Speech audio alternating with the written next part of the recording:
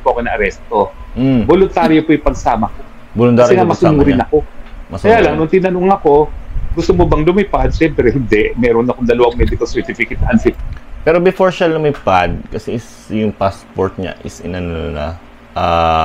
in-invalidate na ng government Philippines. So, yung passport mo, wala ng visa talaga. So, fly. Kaya lang, akala ko, wala akong choice. So, nung tinanong ako, siyempre hindi. Pinababa ako kaagad. So, wala akong arestuhan. Pangalawa po, buong buhay ko po, inalay ko na dun sa karapatan ng malayang pananalita at malayang pamamahayag. Dahil naniniwala po talaga ako sa importansya nito, mga karapatan nito sa demokrasya. Dahil wala namang kahit sino na may monopolya sa solusyon ng mga problema natin sa malayang pananalita at pamamahayag. Walang pumigal ng freedom of speech, kumbaga yung sinasabi niya. Kumbaga, lahat tayo sa Pilipinas tayo, hindi tayo diktadorya, demokrasya tayo, may freedom of speech tayo. Solusyon dyan. Pero sana, hiningi ko sa ating mga kapatid sa media, at halos, ang dami-dami ko naman naging kliyente dyan sa media na yan. Na kapag sila nadidemanda ng libel, pag sila sinusupil ng mga matataas na tao, akong tagapagtanggol sa kanila, sana naman, with the freedom comes responsibilities. Kumbaga sabi kasi yung may nag-post kasi na nahuli daw siya, yung isang page, hindi ko nababanggitin yun, na nahuli daw siya, tapos afterward, nag-post siya na pinapabulaanan niya na hindi siya nahuli talaga. Maging ano naman sila, responsable sa pagbabalita. At kung walang konfirmasyon, sana, wag mo na iba. Kung walang confirmation, unang-una, no? Yun. So, yun yung inano niya, na sinabi kagad ni Harry Roque na hindi siya nahuli.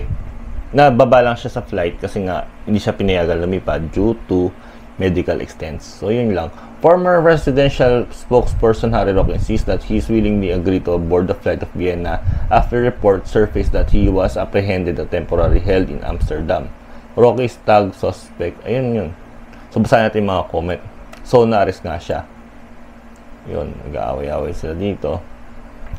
May flight ticket ka, Vienna, Austria, tapos sabihin mo unfit sa flight ka. Diba? Ibig sabihin nun, talagang, siyempre nga, kanselado na yung ticket niya, ay yung passport niya, hindi siya papayagan. Mga ka-DDS, wag po tayo mag-comment. Hintayin po natin ang script sa GC. Salamat po. Unfit to fly pero nakaalis ng Pilipinas. Kusa daw, nagtago nga. No choice kasi cancel na ang passport. Ayun ang sinasabi ko, baka cancel yung passport, kaya hindi siya nakalipad. Handa ka na ba mag-neck brace? Wheelchair? Matao talaga. Deserve mo talaga magpasko sa Pilipinas. Bring him yung humba, sabi nga nila. Tapos, dilipat sa papuntang Vienna, unfit to flight. So, ganun yung mga negative comment nandito sa comment section dito sa may TikTok.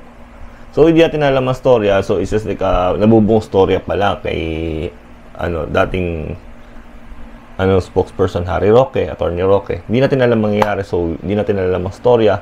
Sumusubaybay lang tayo. So, abangan natin ang susunod na kabanata dito. Yun lang. Peace out.